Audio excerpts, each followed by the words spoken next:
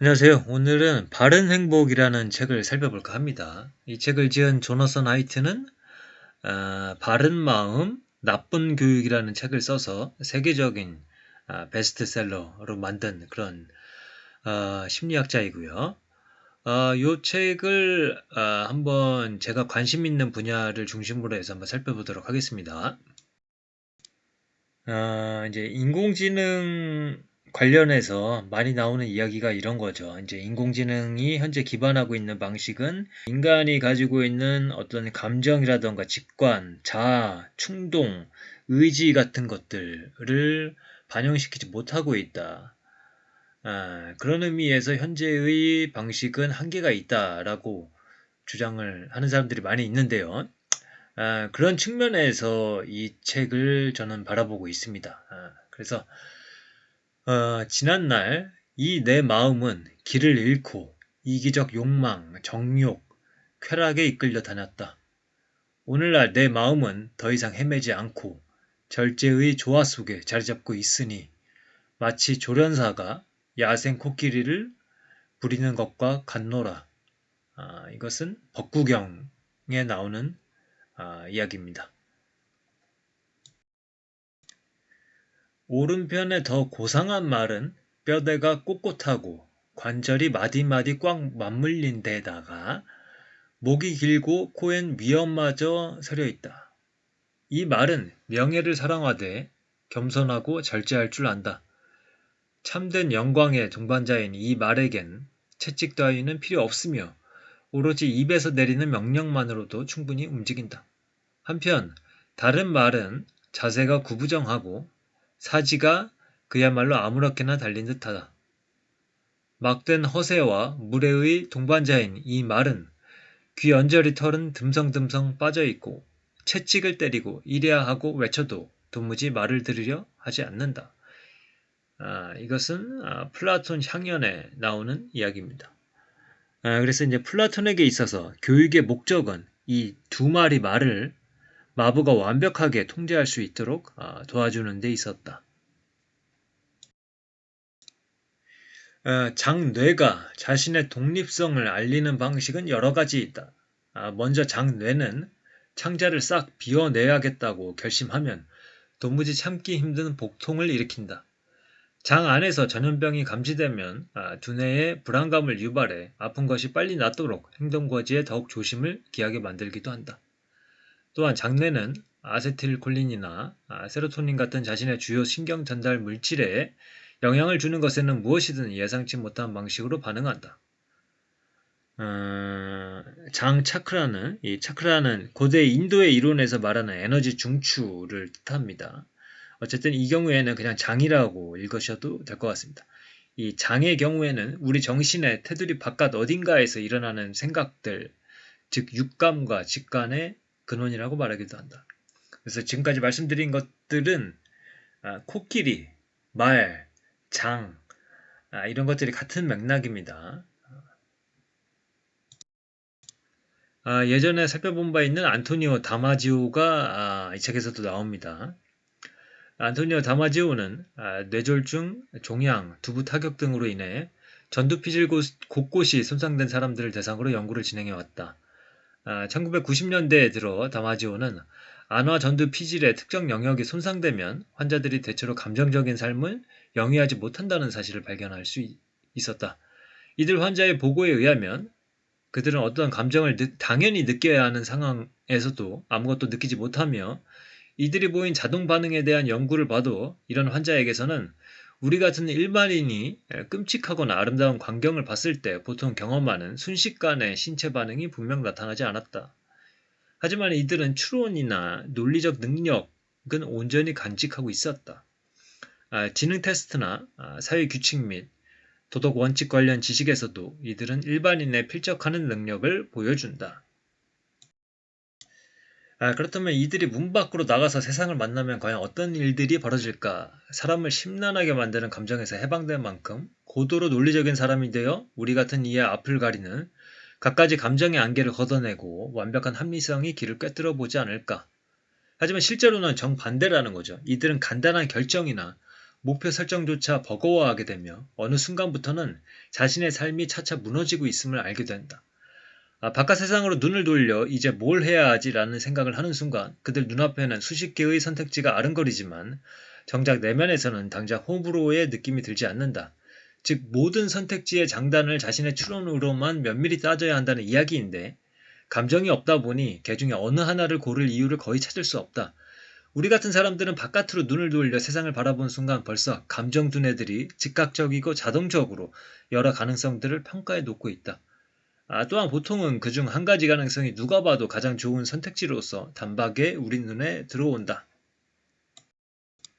그래서 아까 말씀드린 플라톤이 이성의 모습을 열정이라는 아둔한 짐승을 부리는 마부로 그린 것은 단순히 지혜만이 아니라 마부의 힘까지 과대포장한 표현일 수 있다. 다마지오의 연구 결과에는 플라톤의 비유보다는 코끼리 위에 올라탄 기수의 비유가 더 딱 들어맞는다. 지능적인 행동을 만들어내기 위해서는 이성과 감정이 의기투합해 이래야 하지만 그 작업 대부분을 도맡아 하는 것은 감정이다. 두뇌에 신피질이 등장하면서 기수도 존재하게 됐지만 신피질의 등장 덕에 코끼리도 종전보다 훨씬 영리해질 수 있었다. 이 코끼리 위에 올라타 그 코끼리가 더 나은 선택들을 하게 도와주는 것이 바로 기수다. 기수는 미래를 내다볼 수 있고 다른 기수들과 이야기를 나누거나 지도를 읽어내는 일들을 통해 값진 정보를 알아낼 수는 있지만 코끼리에게 명령을 내려 그것의 의지를 꺾을 수는 없다. 그런 면에서 나는 플라톤보다는 휴메 다음과 같은 말이 진실에 더 가깝다고 믿는다. 이성은 열정의 노예이며 모름지기 열정의 노예여야만 한다. 이성은 절대 열정에 봉사하고 복종하는 것 외에 다른 직을 맡은 양 행세할 수 없다. 그래서 이 코끼리에는 직감, 본능적 반응, 감정, 직관이 포함된다. 그래서 이제 코끼리가 차지하는 비중이 높고 인간의 이성적인 어떤 그런 것은 그 코끼리의 움직임을 가까스로 막아내는 어떤 기수의 어떤 그런 제한된 능력을 의미한다고 본다면 우리의 감정이라던가 그 코끼리의 부분이 우리의 도덕적인 부분까지 맡아서 하고 있다라는 주장입니다. 도덕적 판단은 미학적 판단과 비슷하다는 데 있다. 어떤 그림을 봤을 때 당신은 그 그림이 마음에 드는지 아닌지 보통 즉각적으로 그리고 자동적으로 안다. 만일 어떤 사람이 당신에게 왜 그런 판단을 했는지 설명해달라고 하면 당신은 이것저것 말을 지어낸다. 무언가가 아름답다고 생각하는 이유를 실제로는 알지 못해도 당신의 해석자 모듈, 즉 기수는 갖가지 이유를 만들어내는 재주가 아주 뛰어나다. 도덕적 주장도 마찬가지다. 알고 보면 느낌이 먼저고 그들이 생각하는 이유는 중간에 주먹구구식으로 만들어 서로에게 내던지기 일수다. 그래서 무엇이 좋거나 나쁜지 또 아름답거나 추한지를 결정하는 것은 결국 코끼리다. 이렇듯 직감, 직관, 순간적 판단들은 끊임없이 자동적으로 일어나지만 문장들을 줄줄이 깨어 다른 이에게 내놓을 논변으로 만들어낼 수 있는 것은 또 기수뿐이다.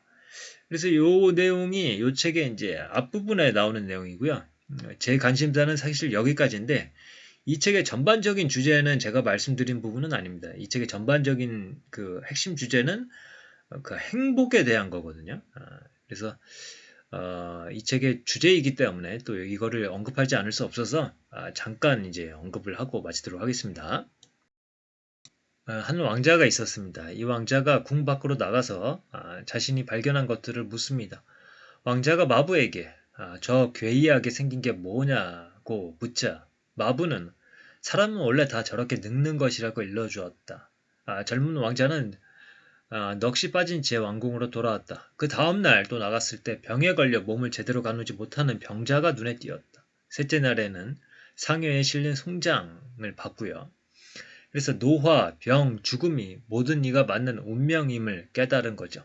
그는 숲속으로 들어가 깨달음을 향한 여정에 올랐다. 그렇게 해서 깨달음을 얻은 후 부처가 설파한 가르침이 바로 이것입니다. 삶은 고통이며 쾌락, 성취, 명성을 비롯해 우리를 삶에 붙들어매는 온갖 집착을 깨뜨리는 것이 고에서 벗어나는 유일한 길이라는 것이었다. 여기까지는 사실 저희도 잘 아는 내용이죠. 그런데 이제 저자는 이렇게 이야기를 합니다. 그런데 만일 부처가 젊은 왕자였던 그 시절 자신의 호화로운 마차에서 내려 그가 그토록 불행할 거라 여겼던 이들과 직접 이야기를 나눠봤다면 어땠을까? 그 가난하고 늙고 불구에다 몹쓸 병을 가진 사람들을 인터뷰해 봤다면 혹시 어땠을까? 로버트 비스와스 디너라는 심리학자가 이제 그런 조사를 한 거죠. 그가 세계 곳곳 어디를 가든 대부분의 사람들은 자신들 삶에 불만족하기보다 더 만족스러워한다는 사실을 알 수 있었다. 서양의 우리들에게 도무지 버틸 수 없을 것처럼 보이는 궁핍 속에서 이들이 고통을 겪은 것은 맞지만 그래도 하루에 많은 시간을 함께 보내는 절친한 친구들이 이들 곁에 있었고 나름대로 각각 의미 있는 삶을 이끌어가고 있었던 것이죠. 나도 언젠가 한번 철학자 로버트 솔로몬의 강연을 들은 적이 있는데 그는 비집착의 철학은 곧 인간 본성에 대한 모욕이라며 노골적으로 이 일을 다뤘다. 수많은 그리스 및 로마 철학자들이 옹호한 지적 성찰 및 감정적 초연함의 삶이나 부처가 옹호한 무언가를 위해 분투하지 않는 고요한 삶은 결국 열정을 피하려는 목적을 가진 삶이라 하겠지만 열정이 없는 삶은 인간의 삶이라 할 수 없었다. 집착이 고통을 불러온다는 말도 100번 맞으나 집착은 가장 큰 기쁨을 우리에게 가져다 주기도 하니 철학자들이 굳고 피하고자 하는 그런 삶에도 분명 가치는 있다. 나는 불교가 오늘날 세계에 가지는 가치나 의의를 문제 삼으려는 것도 아니고 음과 양의 틀에서 바라봐야 한다는 것이다. 즉 행복은 우리 안에서도 오고 우리의 밖에서도 온다. 음의 방면에서는 부처가 역사상 가장 예민한 길잡이로서 항시 그리고 온화하게 음의 내면적 작용을 우리에게 상기시킨다. 하지만 행동, 분투, 열정적 집착이라는 서양의 이상도 불교에서 말하는 것만큼 그렇게 엇나간 길은 아니라고도 나는 믿는다. 지금 우리에겐 그저 약간의 균형감을 찾고 무엇을 위해 우리가 분투해야 하는지 현대 심리학을 통해 약간의 구체적 지침을 얻는 일이 필요할 뿐이다. 그래서 이제 이 책의 어떤 주요 주제인 이제 행복에 관한 내용은 지금 제가 후반부에 말씀드린 그런 내용들도 있고, 그다음에 다양하게 이야기를 풀어내고 있습니다. 그래서 이제 행복에 대해서 이제 관심 있으신 분들은 이 책의 후반부 좀 읽으셔도 될 것 같고요. 저는 이제 전반부에 사실 1장 부분이 사실 제가 관심 있는 인간이 판단을 할 때 어떤 감정적인 부분이 이제 먼저다라는 그런 식의 내용들, 그런 게 좀 흥미로워서 이 책을 한번 살펴봤었습니다. 그래서 이 책의 저자와 이 책에 대한 소개를 마지막으로 말씀드리면서 이제 맺도록 하겠습니다.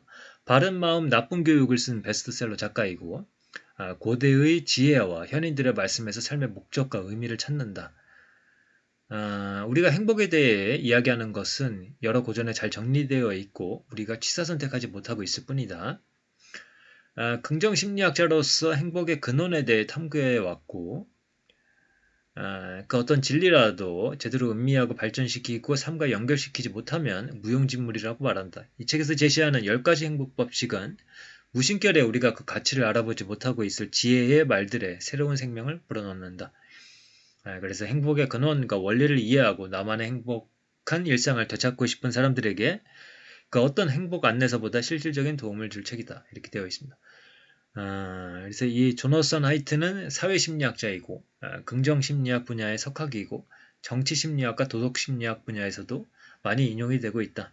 예일대에서 학사학위, 펜실베니아 대학교에서 박사학위를 받았다. 버지니아 대학교에서 학생들을 가르쳤으며 이후 현재까지 뉴욕 대학교 스턴 경영대학원 교수로 재직 중이다. 이렇게 이야기를 하고 있습니다. 그래서 이제 제가 말씀드린 부분들에 관심 있으신 분들은 한번 보셔도 좋을 것 같습니다. 그러면 오늘의 리뷰는 이것으로 마치도록 하겠습니다. 감사합니다.